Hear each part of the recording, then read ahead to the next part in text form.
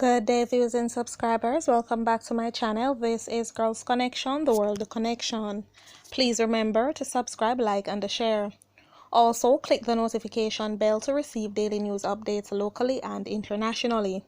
Stories coming up in today's news headlines are: Seaga, a nice guy but wasn't tough enough on crime, says Adams. Cops tell Holness that politicians are linking with Dons. Manhunt after baby chopped to death and mom wounded. Reggae girls arrive in France for World Cup. 5 shot at football game in Manchester.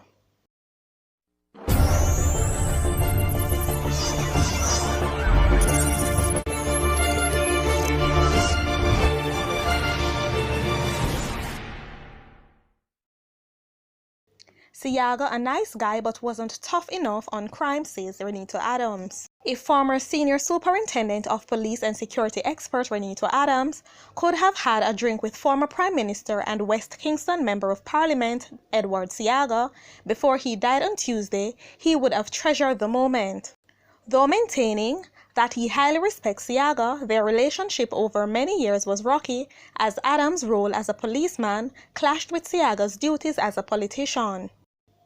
For decades, West Kingston, both during and after Seaga's time as its MP, has been deemed a haven for criminality, and yesterday Adams was adamant that the former MP did not do all in his power to stamp out lawlessness in the area.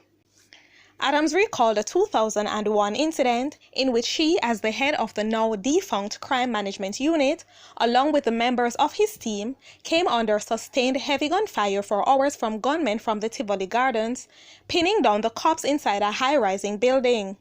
The gunfire ceased for a short moment when Seaga showed up to offer the officers safe passage out. Adams turned down the offer, and when Seaga left, the gunfire resumed. 27 citizens lay dead at the end of the standoff. I refused because I wasn't sent there by Seaga. I was sent by the Jamaica Constabulary Force to take away the drugs and guns, as well as execute warrants and arrest wanted men. We were obstructed by him. Sometime after, I sent a message to say I was only doing my job as a policeman. He replied to say, "Mr. Adams, you do your work as a policeman, but remember that I am a politician." In other words, he had appeared to be saying and do other things to appease his constituents. He continued, "If it were possible, I would still love to drink a beer with him. I have one of the greatest respect for him. He has done great things for Jamaica that set us on a path of development, but he has also done many bad that have retarded us over the last 30 to 40 years. He was instrumental in the construction of garrisons in Jamaica, and garrisons were not necessary for the development of the country." Adams said garrisons exist to enslave the people and deprive them educationally, psychologically, and otherwise. They are not able to express their wishes as they ought to be doing. They are restricted. Over the 40 years I was in the police force working with him, he had never given me the impression that he really wanted crime and criminals to be dealt with, other than a time when he sent 13 names to the commissioner's office of criminals he wanted out of West Kingston, including that of Christopher Dodus Coke, the retired cop said. Apart from that, he was a nice guy. All my observations of him are not personal. He was a leader who, when you were in his presence, you felt, saw, and heard, and knew his leadership. It wasn't like these leaders nowadays, who, if they are on a platform, you don't see or feel them. A leader must be forceful, dynamic, and people must understand that what you are about and must comply with what the leaders require, consistent with moral considerations, Adams added. During his policing years, Adams was emblematic of the tough street cop, much revered among the masses, whose checkered path of multiple fatal shootings drew fire from human rights and civil society groups. Cops tell Holness that politicians are linking with Dons. Some policemen on Wednesday hit back at Prime Minister Andrew Holness after he neglected to point out that cops are not only the ones who have links to Dons. Holness, speaking at the 76th Annual Joint Central Conferences of the Jamaica Police Federation at Moon Palace Jamaica Hotel in Ocho Rios, St. Anne, said Dons feel too comfortable. This business of dons must be addressed, he said, adding that Jamaica is faced with triple threat of dons, gangs and guns. We need to make it a crime to recruit any youngster into criminal organization. We know who the dons are, but sometimes we know them too well. We have to separate the dons from their friends in the police force, Holness said. Until that separation takes place, Jamaica won't be able to address the crime situation, the Prime Minister said. However, a section of the delegates gathered in the hotel's ballroom seemed to have taken offense, shouting politicians in obvious reference to the perceived link between politicians and dons. "Don't worry, I'm coming to that," Holness responded. But he never did. Meanwhile, Jackson, the opposition spokesman on national security, said the government should review its plan to disband the Mobile Reserve, the paramilitary arm of the force. Last June, the country was told of Mobile West. 9 months later, you say the Mobile Reserve is disbanded. I wanted to implore you to rethink that one, Jackson said, to loud applause from the several hundred delegates at the conference. Jackson said the right solution doesn't rest in the minds of a few persons, but is available through consultation. Manhunt on after baby chopped to death and mom wounded. The Manchester police were last night hunting taxi operator Sean McPherson, who is accused of chopping his infant son to death and wounding the baby's mother yesterday morning. He is believed to have set his car on fire following the incident. The law enforcers in the parish are theorizing that he has jumped to his death into a sinkhole in the community of Ramble, close to Poros, where he grew up. Ramble is also one of the routes where he operates his taxi.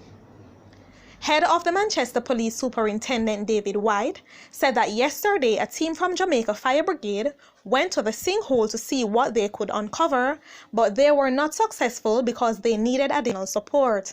He said that today they will be continuing their search with assistance from the Jamaica Defence Force. Police report that about 6:30 a.m. yesterday, McPherson had a dispute with his child's mother at their home in McKinley Drive in Mandeville, resulting in him chopping and wounding her and their 8-month-old son, Rashawn. The baby, who was chopped in the forehead, succumbed to his injuries in the hospital. Yesterday, the Ministry of Education, Youth and Information advised that the Primary Exit Profile (PEP) examination for grade 4 students was postponed at Ramble Primary School, where the wounded woman is a teacher. A trauma team was sent to the school and classes were dismissed early. Principal Lenford Pinnock said the wounded teacher was instrumental and dedicated in preparing the students for the PEP, even providing classes on weekends at no cost.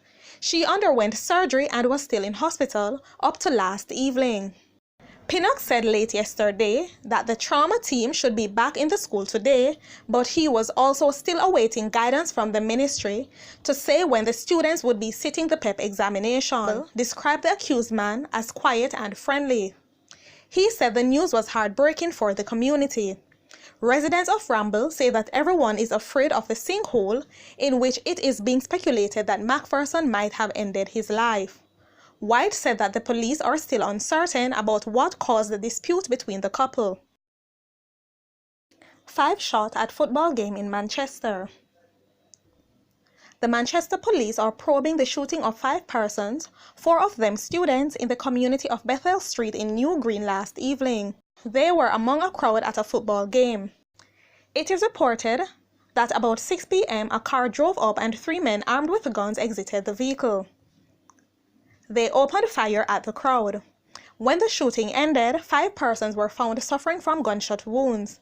They were assisted to the hospital for medical treatment. 4 of the injured are students from the Mile Gully, Cross Keys, and Belfield High Schools. Principal of the Mile Gully High School, Christopher Time, said that his student was shot 4 times in the shoulder and hand and back. According to Time, the student is in high spirits and is recovering after surgery. I had the privilege of speaking to him and he has given me a message to take back to school. He is a 19-year-old grade 11 student making his way on out. We are grateful and we remain very hopeful, he said. Reggae girls arrive in France for World Cup.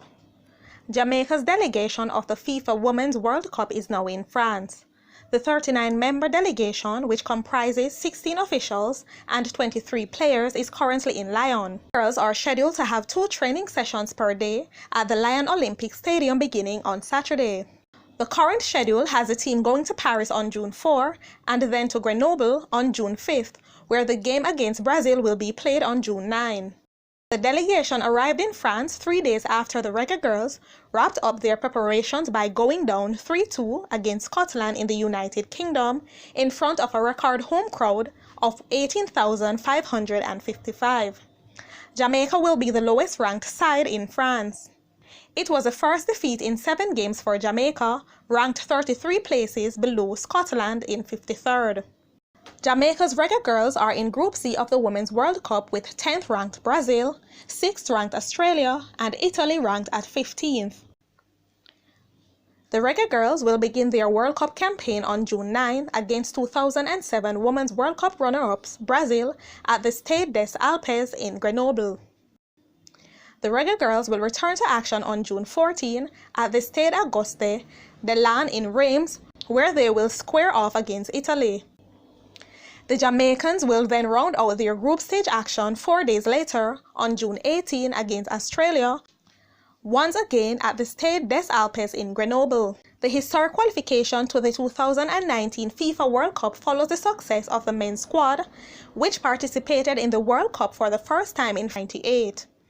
This is Girls Connection, the World Connection. Please remember to subscribe, like, and share. Also, leave a comment in the comment section down below. Thank you.